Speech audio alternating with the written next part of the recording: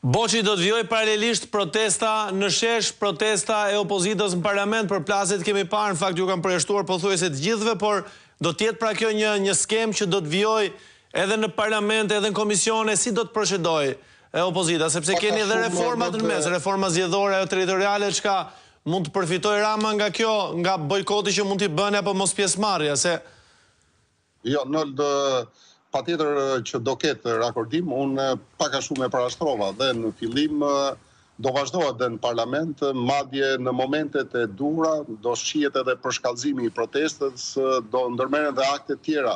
që lidhen edhe me nguimin në parlament, por edhe me grevën e urisë. Kemi ndërmarrë hapin e parë, në fakt nuk është një lloj bojkoti, është një lloj revolte, tërheqja jon ndaj dy komisioneve, Komisionit të Reformës Zgjedhore dhe Reformës Territoriale. Dhe është veprim që nuk krijon avantazhe për Ramën, janë dy reformat kërkuara nga BE, nga faktori ndërkombëtar, dhe ky faktor ndërkombëtar duhet ta lexoj shumë mirë këtë situatë. Një reformë zgjedhore dhe reformë territoriale do kishte një konkludim të dakordsuar vetëm nëpërmjet ekzistencës së një qeverie teknike dhe një qeveri që vërtet nuk ka interesa partijake, por ka interesa të drejtpërdrejta zgjedhore dhe interesa të drejtpërdrejta për një funksionim të mirë të pushtetit lokal dhe ndarje territoriale që përputhet me kërkesat e vet të qytetarëve. Pra është një veprim që i bashkohet argumentave që opozita ka kohë që i përmend që në Shqipëri duhet ketë një qeveri teknike, e kemi thënë që para zgjedhjeve, zgjedhjet janë vjedhur, janë grabitur, buxhetet vidhen dhe grabiten, por nga këta qeveritar dhe argumentat tona janë bindës, faktet janë bindëse dhe këtu duhet kemi dhe një qëndrim në të njëjtën linjë edhe me vetë këtë faktor që sido që të jetë, pavarësisht se duket sikur nuk imponon më politikën shqiptare, ai është aty me agjendë të qartë si mike e Shqipërisë, por që duhet kërkoj në këtë situatë më të mirën për Shqipërinë, dhe më mira për Shqipërinë është zgjidhja politike. Zgjidhja politike e sotme u dëshmua që nuk është adekuate me vullnetin e qytetarëve. Zgjidhja politike nuk është qeverisje, por është një bande organizuar që kërkon të grabisë, të konsolidojë pushtetin dhe të krijojë pasurinë e saj nëpërmjet parave që prodhojnë në pushtet dhe anasjelltas, formulë që është përmendur, por që sot është bë reale, është një fakt real që ka vepruar dhe vepron. Dhe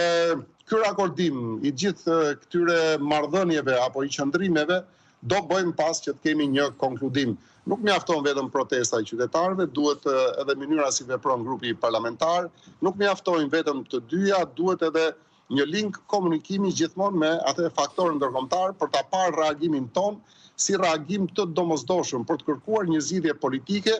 jo thjesht duke e gjykuar që është një parti politike që kërkon të marrë pushtetin. Jo fare, në mes të gjithë kësaj situate, ai që prevalon është interesi i vendit dhe interesi i qytetar.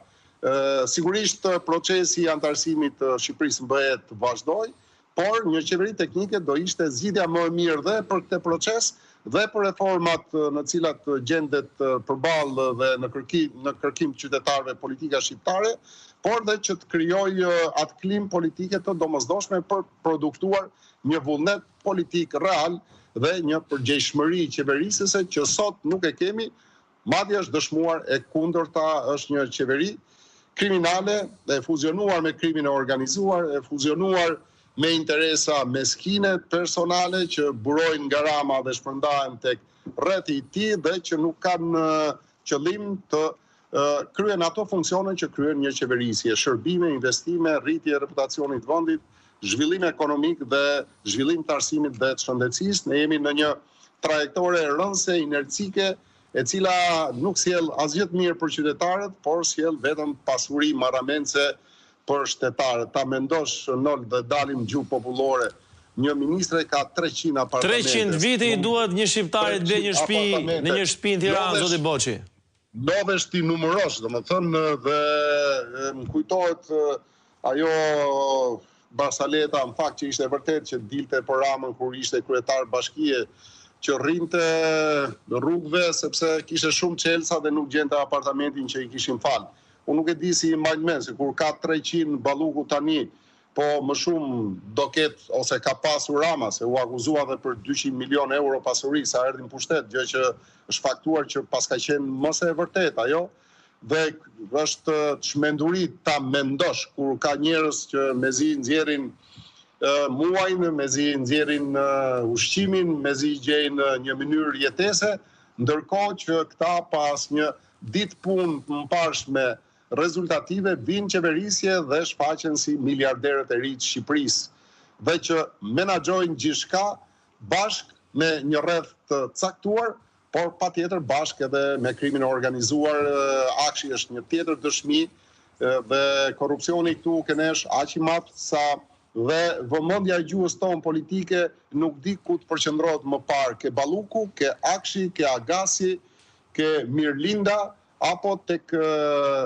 themi gropat e tjera të korrupsionit që janë duke dalë në pa dhe që kërkojnë patjetër reagim. Sot është vendimtare, nëse njeriu hesht, ai është bashkëfajtor dhe çdo qytetar duhet ta di shumë mirë që një ardhje e tij ndihmon jetën e tij, jetën e familjeve të tij, e familjes tij, jetën e fëmijëve të tij. Dhe unë mendoj që nëse ne kemi shumë motive për dalë në protest, motivi më i madh është pikërisht e ardhmja e familjes dhe e fëmijëve tanë.